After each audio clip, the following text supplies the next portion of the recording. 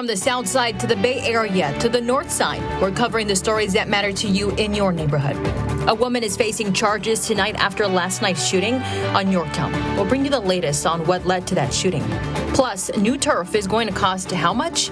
Neighborhood News reporter Tony Jaramillo is speaking with city leaders to find out where this money's coming from. And over on the north side, a major road project is getting underway. We'll show you what streets are closed and how this could affect your drive to work.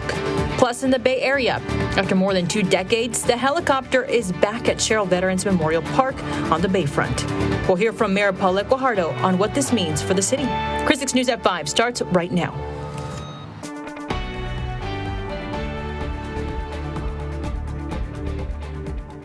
Thank you for joining us. I'm Clara Benitez Cortez. The future of one of Corpus Christi's key water projects heads to a public meeting Friday, but don't expect a vote. City leaders say protests tied to an Evangeline groundwater project means permits can't be issued yet, pushing the project into a legal process that could take months. Suzanne Stevens joins us now to explain what this actually means for Friday's meeting and what matters are as we head into it. Right. Now, Friday's meeting is about process, not approval, Clara. And the San Patricio County Groundwater District is expected to formally acknowledge the protests filed. And because those protests are still active, the board can't issue permits at this meeting.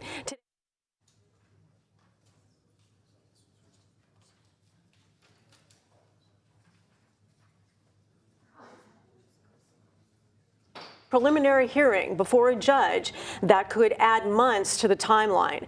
As this process plays out, the city is also resetting its expectations for how much water Evangeline can deliver near term. In a story we broke Wednesday, it's far less than promised, going from 12 million gallons a day to 4. And with a November level 1 water emergency looming, I asked City Manager Peter Zanoni this. Let me ask you this honestly. Can you avoid a level 1 curtailment? Good point. We don't want to brush it off that this increases risk of getting past November. That's without any doubt, because the more water projects we have that could come online on periods of time, the better. It just lowers risk. Move Evangeline forward, leaders now acknowledge that the delays and reduced water supply increase the risk heading into fall. All righty, so the bottom line is if it drags, what's the biggest risk? Well, the biggest risk is time, obviously. Any deviation from that timeline cuts into the city's margin of error for the project, especially since Evangeline is now producing less water than originally expected. All right, well, thank you so much for your insight on this. You got it.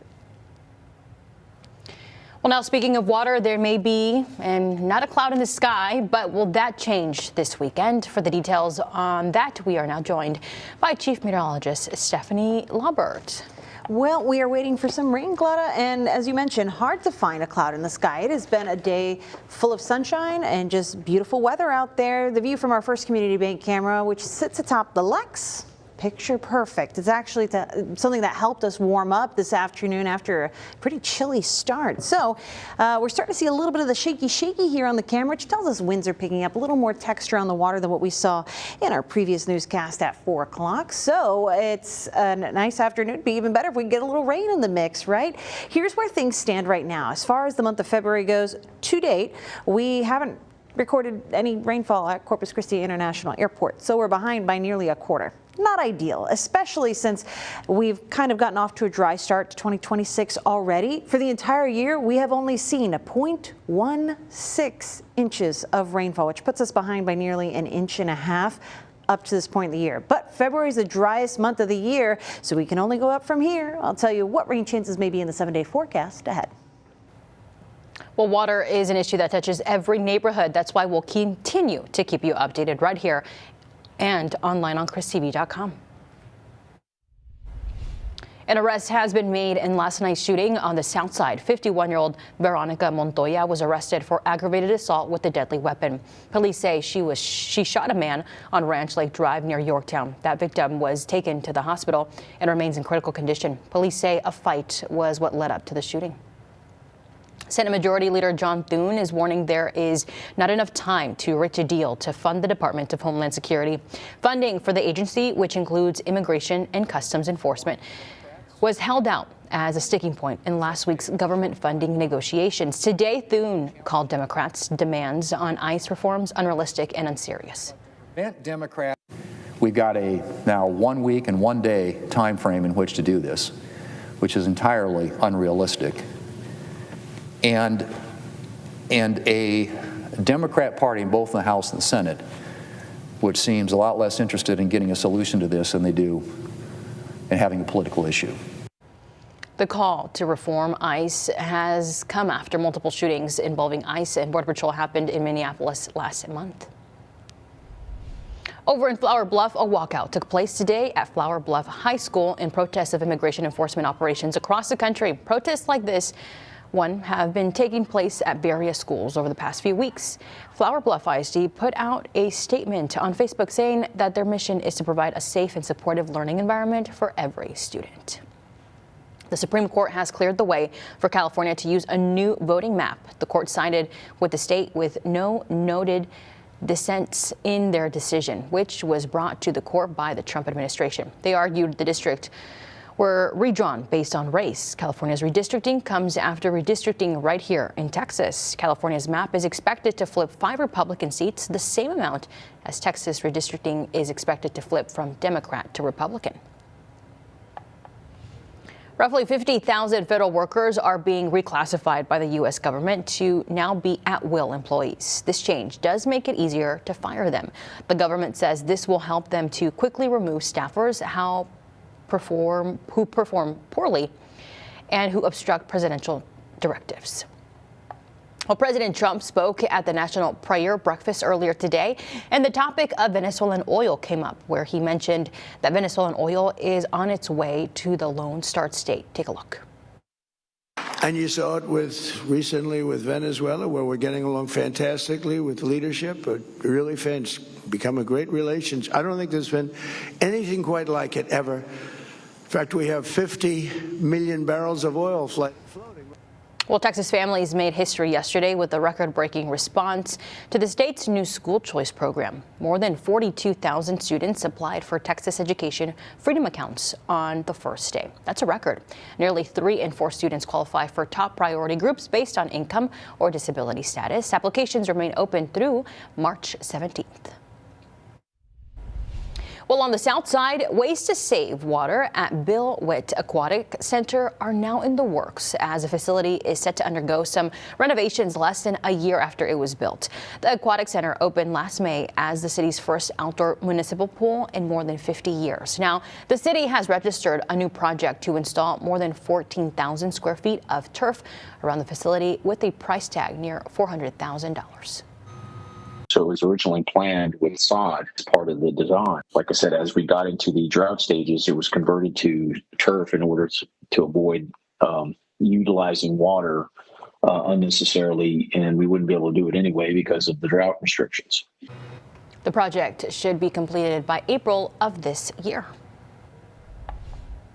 Well, up on the north side, we have a street closure street project now underway that may affect you. Washington Cole Park will be under construction for the next 11 months, and during this time, there will be a number of street closures. This will mainly affect North Alameda and Sam Rankin Street, though it will also have an impact to Lake Street. As most street projects, the timetable is weather permitting. Well, up in Houston, a sinkhole caused a partial interstate collapse yesterday. This happened on I-10 and caused some lengthy delays for drivers in a city already known for their lengthy traffic delays. It was caused by a water leak to the left of the roadway. Well, the city of Lubbock recently took action near one of its water treatment plants, removing hundreds of dead geese. This week, workers from the city and the Canadian River Water Municipal Authority were out there carefully removing the birds from the reservoir and burying them. Last month, Lubbock Public Health confirmed cases of avian flu in the area, which raised concerns about the safety of their water supply. The city assures residents that there is no threat to public health. Dr. Catherine Wells, who heads up Lubbock Public Health, says that the number of dead geese is pretty alarming. We're really seeing a large number of birds infected and a lot more birds than we've ever seen really before. The rise in sick and dead birds is linked to a highly contagious strain of avian influenza currently spreading among wild birds in Texas. While there haven't been any human cases reported in Lubbock or near the coastal bend, officials warn that handling dead birds could pose a risk to people since the virus is highly contagious.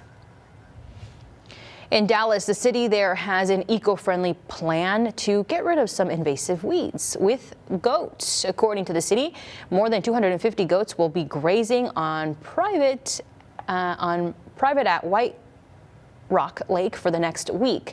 The city says each day an electric fence will be put up in a new section to ensure effective vegetation management. A shepherd will monitor the goats around the clock to ensure their safety. A special ceremony took place in the Bayfront today. We'll share why this new monument is important for the next city. You're watching Chris 6, part of the Scripps News Group. The Coastal Bend State Veteran Cemetery invites neighbors to join them tomorrow for the funeral of an unaccompanied veteran.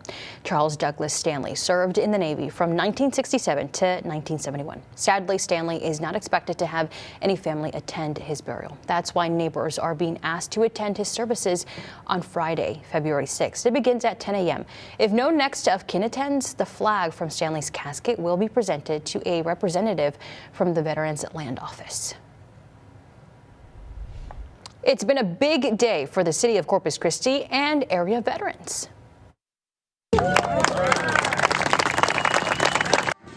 City leaders gathered at Sherrill Veterans Memorial Park Thursday morning to dedicate the new helicopter monument. City Mayor Paulette Guajardo spoke on the importance of this monument for Corpus Christi.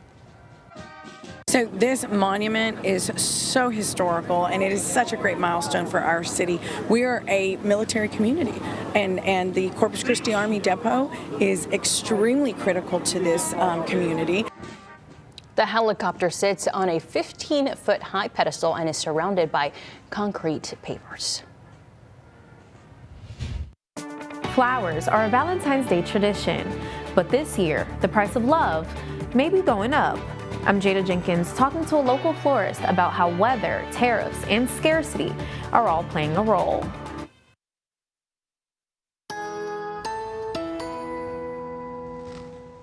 All right, a beautiful day outside, and if this was actually what our skies look like, it would be a lot more cloudy than what we have going on in reality. But let's take a look back at the month. This is mostly January. We've got a few more dates before we've got to shift this calendar forward. But while we had a couple of our cold snaps already, a lot of you have been asking me if we're going to see another freeze. And I'll tell you this much, the likelihood is on a downward trend. I'm not saying we can't have another freeze, but we generally have met the mark so far, and it seems like the trend going forward, at least over the next 7 days, and what we can kind of piece together for the longer term, looks to be a bit warmer. So that's one part of this forecast to get out of the way. We'll talk about the warming trend over the next 7 days and what the weekend looks like in a moment, but we need to focus on the rainfall. Today is Thursday, and I'm about to show you that drought outlook update, but we've been pretty dry so far in 2026, only recording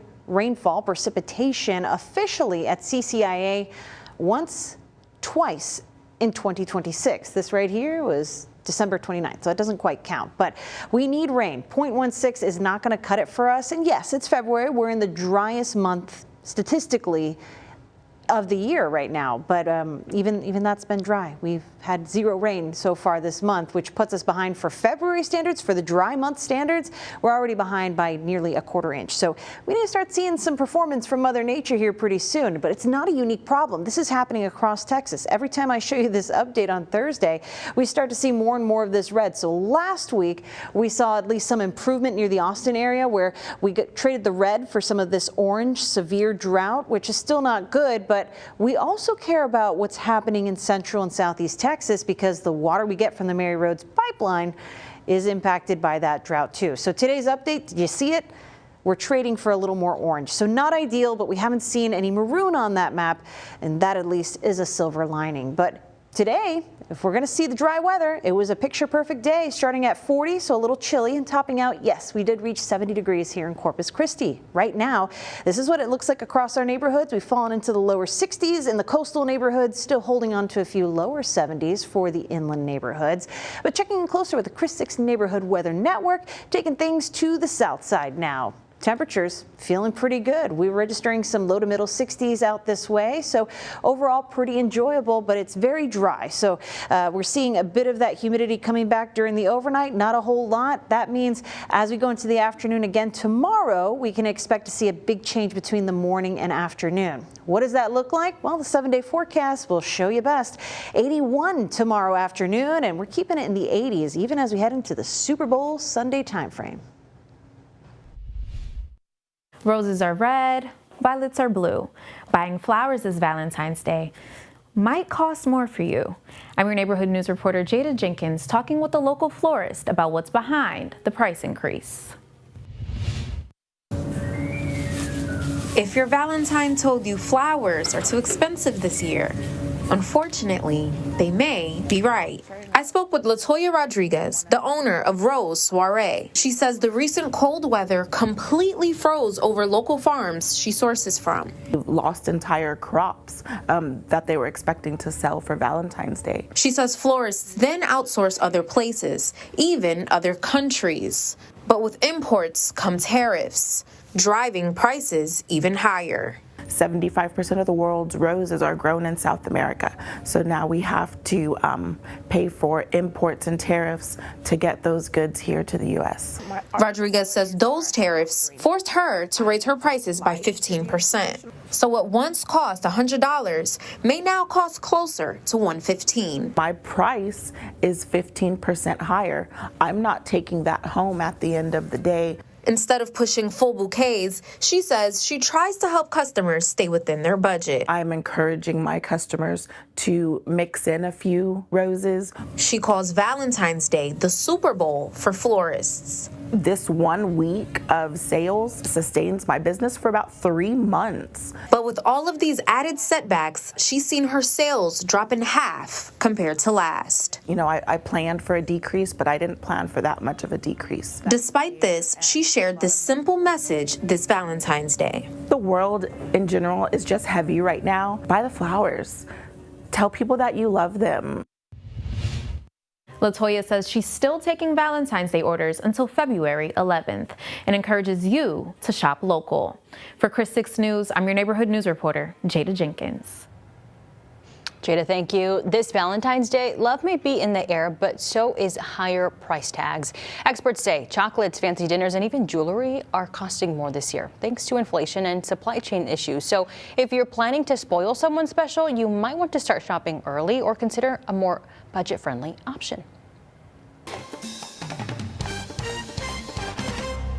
Well, the big game means big business. Those of you watching at home are expected to spend a little more on snacks this weekend.